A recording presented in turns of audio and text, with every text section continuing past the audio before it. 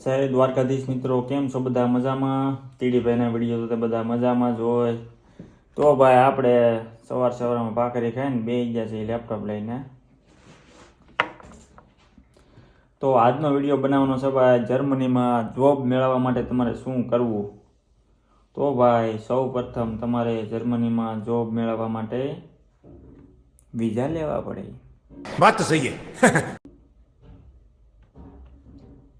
ભાઈ વિઝા તમારે આવી જાય પછી તમારે ભાઈ જર્મનીમાં પગ મૂકો. પછી પહેલું કામ તમારે કરવાનું છે અનમેલ્ડુંગનું. અનમેલ્ડુંગ થઈ જાય પછી તમારે જવાનું છે બેંકમાં. બેંકમાં તમારે પહેલાં ભાઈ આવી એક ટોકન લેવાનું છે. આ છે બેંકનું ટોકન, આ સ્પાર્કાજેનું છે. જે તમને જેમાં મજા આવે એમાં ભાઈ ખાતું ખોલવાનું. ભાઈ મારે સ્પાર્કાજેમાં છે તો હું આ સ્પાર્કાજેની ચિઠ્ઠી લઈને આવ્યો છું. તો તમે એના ડિસ્પ્લેમાં છે ને મશીનમાંથી ટોકન લઈ લેવાનું અને આ નિશાન છે, આવું નિશાન આવે ને એટલે તમારો વારો આવ્યો સમજવાનું. આવું નિશાન હોય ને એની બાજુમાં રૂમ નંબર લખ્યો હોય. આમ તો બેંકમાં તો જો કે બધે મોટો વોલ હોય ને ટેબલ જ મૂકેલા હોય, જે નંબર હોય ને એ નંબર ઉપર તમારે વયું જવાનું. મારે 7 નંબર આવ્યો હતો. આમાં જો લખ્યું છે ભાઈ, ઈ છે ભાઈ ટર્મિન બીટેની સિપ્લાજીમ વેસ્ટ સી not forget system is not from. કહેવાનો મતલબ એમ છે કે ભાઈ તમે આ ચિઠ્ઠી લઈને તમારું આ નિશાન આવે ત્યારે તમારો વારો આવશે ત્યાં સુધી તમે વેઇટ કરો, ખુરશી ઉપર બેસો. અહીંયા બધી ખુરશી મૂકેલી છે એમ. સમજાઈ ગયું જશે તમને લગભગ જર્મન. અને બેંકમાં હા જો અનમેલ્ડિંગ થાય ને તમારે છે ને આ સ્પાર્કાજેમાં તો મેં ઓનલાઈન પહેલાં આપણે ઘેરે જ તે ઓપન કરી નાખ્યું હતું. 5 જ મિનિટ થાય. તમારે ખાલી ડિટેલ નાખવાની હોય બધી, પાસપોર્ટ નંબર ને બધું, ઘરનું એડ્રેસ ને પછી એક પીડીએફ આવી જાય. એ પીડીએફ લઈને તમારે આ બેંકમાં વ્યૂ જવાનું. બેંકમાં એ પીડીએફ બતાવો ને એટલે તમારું વેરિફિકેશન કરવા જવાનું. ટૂંકમાં તમારે ના ખાતું તો ઓપન થઈ જ ગયું ઓનલાઈન, પછી તમારું ચાલુ થઈ જાય એટલે વેરિફિકેશન કરવા જવું પડે બેંકમાં, એ પછી ચાલુ થાય. બાકી બધું ના તમને પ્રોસેસ કરી દે. એપ્લિકેશન ડાઉનલોડ કરીને રાખવાની. બે એપ્લિકેશન આવે, સ્પાર્કાજેન ને તાન. બે સ્પાર્કાજેનની જ છે. એટલે બાકી બધું ના તમને ચાલુ કરી દે, વ્યવસ્થિત બધું સમજાવશે. એ થઈ જાય એટલે સીધું બસમાં ચડી જવાનું. બસ ટ્રેન જે મજા આવે એમાં સીધું વયું જવાનું ટીકેમાં. ભાઈ ઇન્સ્યોરન્સ મારે ટીકેમાં છે એટલે હું ટીકેનું કહું છું. 12 છે ટીકે, જેને ભાઈ મજા આવે એમાં લેવાનો. ભાઈ બેમાં લગભગ ઓલમોસ્ટ છે ને પ્રાઇસ સરખી જ છે, બહુ ફેર નથી. 4-5 યુરોનો ફેર છે. 12માં વધારે છે, ટીકેમાં કંઈક 2-3 યુરો ઓછા છે એવું છે કંઈક. અમે શરૂઆતમાં આવ્યા ને ત્યારે 109 યુરો કે એમ હતા. અત્યારે એના 132 કે 134 યુરો કપાય છે દર મહિને ખાતામાં. લે જોયું નથી, વધી ગયા એ ખબર છે. 12માં કંઈક 135 યુરો ઉપર છે. ઇન્સ્યોરન્સ તો તમે જુઓ કેટલો વધી ગયો. એટલે સીધું બસ ટ્રેન તમારે 12માં હોય તો ના પોગી જવું ટીકેમાં, તો ટીકેની ઓફિસે પોગી જવું. ના તો ભાઈ લાઇનમાં ઊભું રહેવાનું અને ભાઈ બધા ડોક્યુમેન્ટ આપો એટલે તમારું કાર્ડ છે ને ઘેરે આવી જાય અને એ મહિનેથી ખાતામાં પૈસા ઉડવા મળશે. એ થઈ જાય એટલે સીધું વહી જવાનું ભાઈ ટેક્સ ઓફિસે, ફિનાન્જામાં તમે જાઓ. આવું મશીન હશે, મશીનમાંથી આવું તમને ટોકન આપશે. મારે છે 017 નંબરનું ટોકન. અહીંયા ભાઈ છે ને બધે ટોકનની સિસ્ટમ છે. મશીનવાળી ટોકન લઈ લો, ડિસ્પ્લે મૂકેલી હોય 3-4 દિવાલે. આ ખુરશીએ બેઠા તો તમારે સામે જ છે, ના જોવાનું. આમ બેઠા તો ના હશે. વારો આવે મારે આ 017 નંબરનો વારો છે આવવાનું. એની બાજુમાં તમારે રૂમ નંબર લખેલો હશે. રૂમ નંબરમાં વયું જવાનું. ના તમારે ખાલી પાસપોર્ટને અનમેલ્ડિંગ આપો એટલે તમારે બીજી જ મિનિટે તમને ટેક્સ આઈડી નંબર આપી દે. એટલે ટેમ્પરરી એક ઝેરોક્સવાળું પેપર આપશે. બાકી તમારા એડ્રેસ ઉપર ઓરિજિનલ પેપર ઘેરે આવી જાય અઠવાડિયામાં. આ તો તમને એટલે ટેક્સનો નંબર આપી દે કે તમારે ભાઈ જોબમાં અહીંયા બધે છે ને જોબમાં એપ્લાય કરવામાં ટેક્સ આઈડી નંબરને બધું માગે એટલે આ તો તમને ટેમ્પરરી આપી દે. તમારો નંબર એ જ હોય પણ ઓરિજિનલ કાગળ ઘેરે આવી જાય. તો આ કામ પતી ગયું. બાકી તો સોશિયલ સિક્યુરિટી નંબર એ બધું આ ઇન્સ્યોરન્સવાળા ઘરે જ મોકલી દે ઇન્સ્યોરન્સની સાથે. એટલા ડોક્યુમેન્ટ ક્લિયર થઈ જાય એટલે જોબમાં એપ્લાય કરવા મળવાનો ભાઈ. હવે ભાઈ છે ને જોબની સિઝન શરૂ થાય. ઠંડી આ જો વાતાવરણ ભાઈ ઠંડુ છે, વરસાદ ને ભાઈ શિયાળાની સિઝન ચાલુ થઈ ગઈ છે એવું બતાય છે. પણ પાછું આવતા અઠવાડિયે તડકો બતાવે છે. જેટલો ગયા વર્ષે બરફ પડ્યો ને એટલો જ આ વર્ષે ગરમી છે. એટલે આવું છે ભાઈ. હમણાં તો 1 વીક તો ઠંડુ વાતાવરણ છે એટલે સારું, બાકી તો ભાઈ ભૂકા કાઢી નાખ્યા. એમ થાય કે અત્યારે ચોમાસું ઇન્ડિયામાં છે તો ના વૈયા જાય. બસ જોબમાં એપ્લાય કરવા મળવાનું, કેમ કે હવે ભાઈ ડિલિવરીની વેરહાઉસની જોબો મળી જાય, વાંધો નહીં આવે. જોબુ તો જર્મનીમાં લાટ છે, પણ પ્રોબ્લેમ એ છે બધા બર્લિનમાં આવ્યા છે એટલે જોબુ નથી એવું લાગે છે. બાકી જોબના તો ઢગલા છે જર્મનીમાં.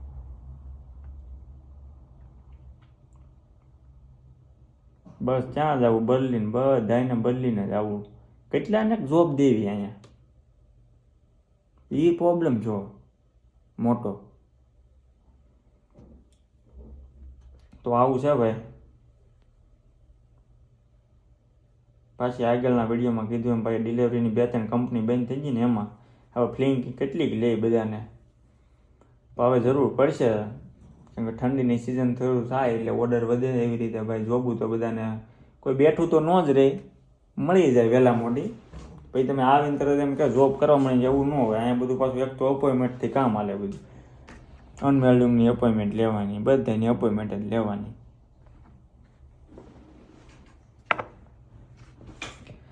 એટલે આવું છે ભાઈ. તમારે જોબ મેળવવા માટે તમારે છે ને પેલા વિઝા લેવાના, એટલે પછી જોબ મળી જાય.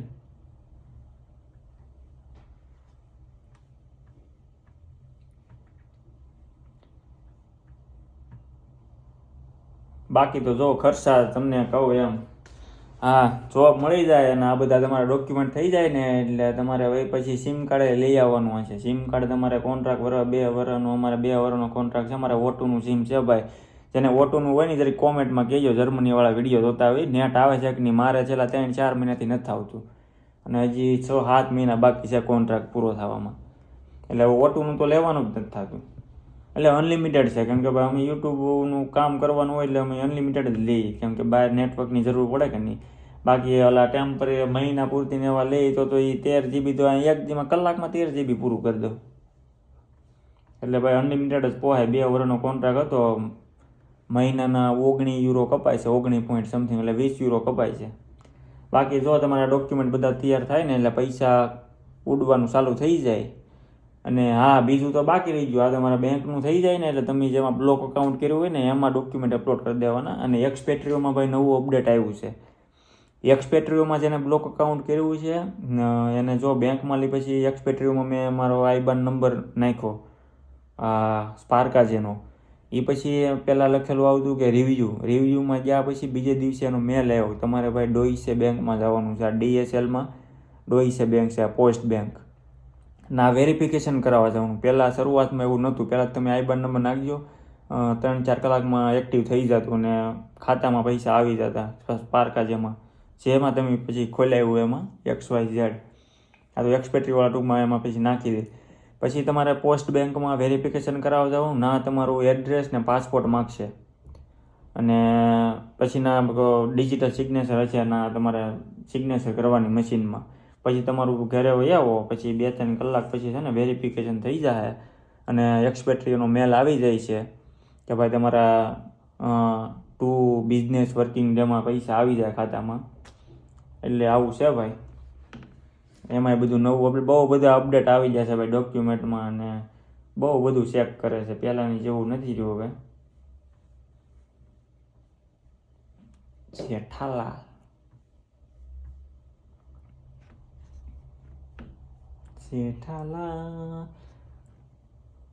પછી તો ભાઈ ખર્ચા તો ભાઈ બર્લિનના મહિને €400 ભાડું, €135 ઇન્સ્યોરન્સના, €20 સિમ કાર્ડના, અને પછી ઘેરે ત્યાં અઠવાડિયામાં અનબિલ્ડિંગ થાય એટલે 2 અઠવાડિયામાં રેડિયો બિલ આવી જાય. એટલે રેડિયો બિલના ભાગ પડવા મળશે રૂમમાં બધાનો એટલે ભાગમાં હોય, પણ હાલો ને €3-4 તો ભાગમાં આવે.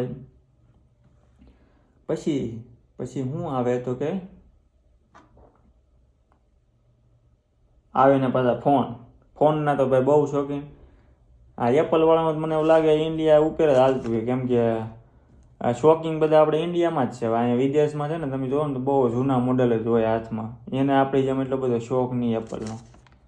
આપણે પબ્લિક ગાંડું છે ભાઈ એપલની વાંહે. એટલે આવું છે ભાઈ. આ લોકોને એટલો બધો શોખ નહીં. બધાને લગભગ અમે 50% છે ને હાથમાં મોબાઈલ જોયા હોય ને તો ડિસ્પ્લે તૂટી ગયું હોય ને આવું જ બધું. અને બહુ જૂના મોડલ જ છે, 10 ને 11 ને 12 ને એવી સિરીઝના. આ લોકો એટલો બધો ખર્ચો ન કરે મોબાઈલમાં. આપણે તો શું દેખાડવાનો હોય ને પાછો, ઓહો આઈફોન.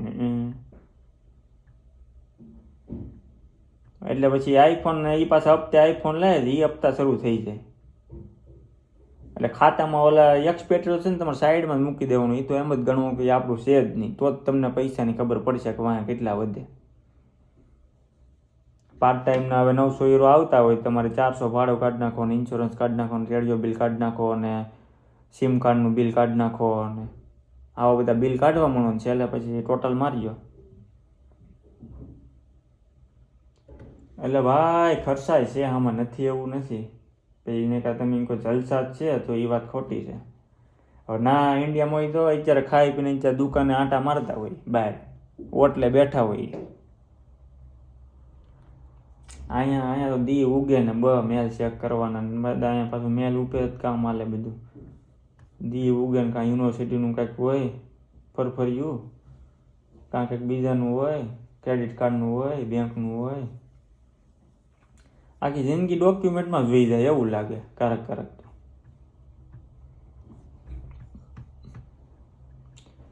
ખેતીવાડીની જોબ ગોત લેવી છે. ટ્રેક્ટર બેક્ટર આખવા આપે ને મોજ પડી જાય.